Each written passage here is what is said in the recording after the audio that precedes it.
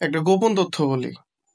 আমাদের এই যে পঙ্গু হাসপাতালে যারা এখন ভর্তি আছে, যারা আন্দোলন করতেছে, এর ম্যাক্সিমাম মানে 100%, 100-র ভিতরে 100% মানুষ যারা ভর্তি আছে, বিশেষ করে 24শে গণ অভ্যুত্থানে যারা আহত হয়েছে, তো এদের প্রত্যেকেই সব হলো নিম্নবিত্ত গরিব মানুষ, শ্রমজীবী, এবং কি একদম গ্রাম পর্যায় থেকে উঠে আসে মানুষ।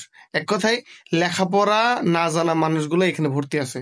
আর যারা মোটামুটি শিক্ষিত স্টুডেন্ট ছিল বা ভালো পরিবারের ছিল, এরা সবগুলাকে ওই যে সিস্টেমে ওইখান থেকে আলাদা করে নিয়ে যাওয়া হয়েছে, এবং কি ওনাদের চিকিৎসা মিকিৎসা মোটামুটি সবকিছু ঠিক আছে। অর্থাৎ মামু সব জায়গায় কাজ করতেছে, ঠিক আছে। এই যে গরিব মানুষ ছাড়া এই আন্দোলন কি সফল হতো? এখন তো আমার মনে হইতেছে আল্লাহর কাছে লাখো কোটি শুক্রিয়া যে আমি আন্দোলন করার কারণে আল্লাহ যে আমার কোনো বড় বিপদ দেয় নাই।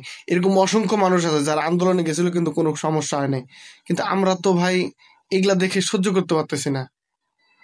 আজকে আন্দোলন কইরা যদি এরকম ওই সামান্য চিকিৎসার জন্য যদি এরকম এই কি বলে আন্দোলন করা লাগে উল্টা আবার, তাহলে এর সাথে নির্লজ্জ বিষয় আর কিছু থাকতে পারে না। এই দিক দিয়ে আমি চিন্তা করলাম, আমি বলি শেখ হাসিনা অনেক ভালো। শেখ হাসিনা অনেক ভালো ছিল।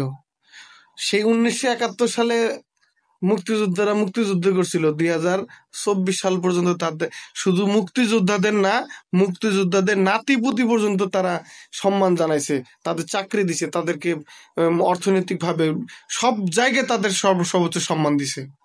তাহলে তো কিন্তু শেখ হাসিনা ভালো ছিল। তোমরা 6 মাস আগে ঘটে যাও এরকম একটা বড় অভ্যুত্থান, যেটা মানুষ কখনো কল্পনাও করে না যে শেখ হাসিনা বাংলাদেশ থেকে কখনো যাবে, শেখ হাসিনার কেউ হটাইতে পারবে, এটা কেউ কল্পনা করতে। আজকে বিএনপি বড় বড় লেকচার মারাইতেছে, বড় বড়, খালি নির্বাচন দাও, কোনো বালি তো ফালাইতে পারতো না। 1971 সালে যদি মুক্তিযুদ্ধ করে 24 সাল পর্যন্ত সম্মান পায়, আর 6 মাস আগে এরকম একটা আন্দোলন করে জীবন দিল, পাও হারাইলো, এই মানুষগুলোকে নিয়ে আপনাদের বিন্দু মাত্র কোনো চিন্তা নাই। আপনারা পড়ে আছেন নির্বাচন নিয়ে, আপনারা পড়ে আছেন এই যে উপদেষ্টা ভাইরা, আপনারা পড়ে আছেন নতুন দল গঠন নিয়ে। কি শুরু করছেন? এসব করে কি মানে কি মানে ফাজলামি শুরু করছেন? হ্যাঁ, এই জন্য পিনাকি দাদা বলতো যে আপনাদের যে উপদেষ্টারা আছে এরা হচ্ছে সব ডাইপার পরা উপদেষ্টা, এগুলো হচ্ছে সব ডাইপার পরার উপদেষ্টা।